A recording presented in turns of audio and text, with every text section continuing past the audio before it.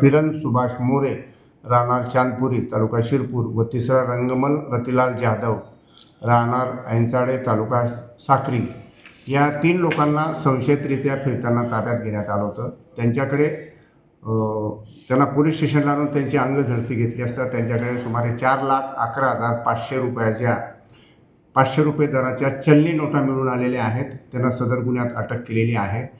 त्यांना सदरच्या नोटा ह्या गौरव ठोंबरे राहणार चांदवड याने दिल्याचे त्यांनी तपासात सांगितलं। त्यावरून त्या ठोंबरेला देखील अटक करण्यात आलेली आहे। आज त्याला मान्य न्यायालयात हजर करीत आहोत।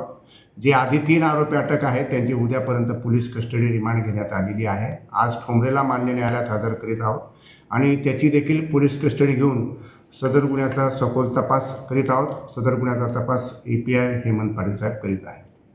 पूर्वी काही पार्श्वभूमी काय या संदर्भात? नाही, आरोपींची पार्श्वभूमी नाही आहे, पण सखोल तपास चालू आहे।